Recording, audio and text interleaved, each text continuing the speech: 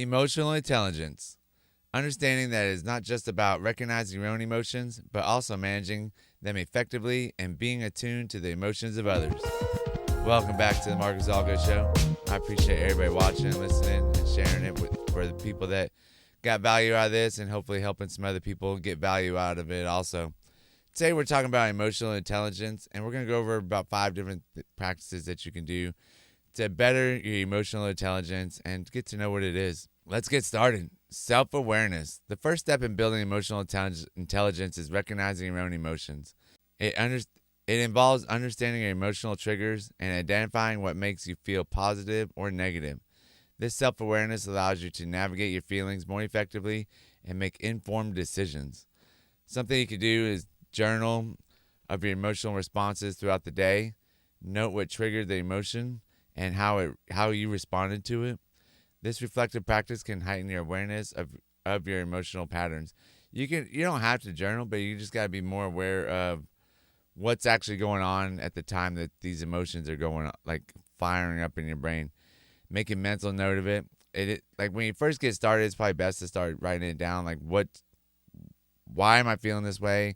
What's making me feel this way? How can I change it? Or what do I need to do to be able to manage the emotions going on right now in my brain? Another thing is going to be self-regulation. Once you're aware of your emotions, the next step is learning to manage them. This doesn't mean suppressing your feelings, but understanding the appropriate time and way to express them. You don't really ever want to suppress your feelings. You want to be able to take them in, figure out what's actually going on with them. So one good practice is relaxation methods such as deep breathing, meditation, or mindfulness. These techniques can help you maintain your calm and avoid overreacting in stressful situations. You definitely, once you get into a situation where your emotions are heightened, you want to definitely take some deep breaths, maybe turn around, take some deep breaths, think about it, just really calm yourself down before saying what you're about to say. Don't ever just fire off the cuff. That's when those emotions get overrun and you're probably going to say something that you don't really mean to say. Another one, number 3, motivation. Emotional intelligence also involves using your emotions to pursue your goals consistently. People with high emotional intelligence are generally more motivated to persevere in the face of setbacks because of their positive outlook on life. So you want to be able to set clear goals and achievable goals and monitor your progress. Celebrate the small victories along the way and remind yourself of the deeper reasons behind your efforts. And we've gone over goal setting a bunch of different times on this podcast, so reach back onto those ones and listen to the best way to set goals and achieve them. But you definitely got to celebrate the small wins each time. Number 4 is empathy. It's probably one of the harder ones. Being empathetic is a key element of emotional intelligence. It's the ability to understand and share the feelings of others. This skill is crucial in developing compassion and improving interpersonal relationships. I think it's one of the hardest ones to really think about how the other person is going to feel by putting yourself into their shoes, especially if you don't even know how you're going to feel. If you don't even know what your emotional intelligence is, how are you going to find out what the other person's is? So you really got to practice this one. So you want to try and put yourself in other shoes, especially when you encounter conflict. Listen actively and respond by acknowledging the other person's feelings. This can help in building stronger bonds and more effective communication. And it's definitely going to build a stronger bond and build bigger relationships when you can empathize with another person.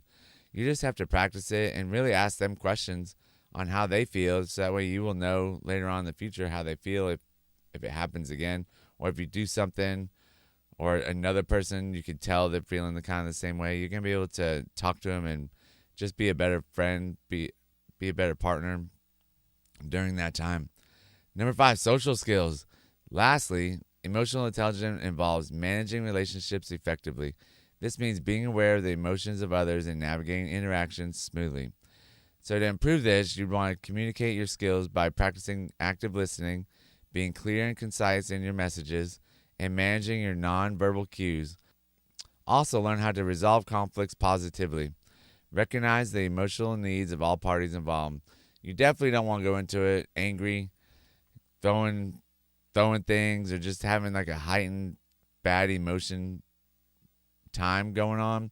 You want to be more positive, think about the bright side of everything, and just talk to the person like they're human, and talk to them like you would want to be talked to, not just screamed at, for sure. So to truly integrate emotional intelligence into your life, make a regular practice of these skills. Reflect on your emotional growth, seek feedback from others, and continue to set personal development goals. Emotional intelligence is a lifelong journey that enriches not only your personal, but also your professional life.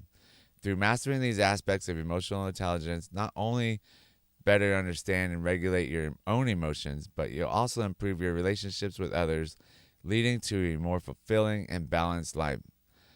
Well, that's the pod. It's a short one today. I appreciate everybody listening, and share this to somebody that you think that needs to improve their emotional intelligence and just improve their overall relationships with other people. Thank you, and I appreciate your time.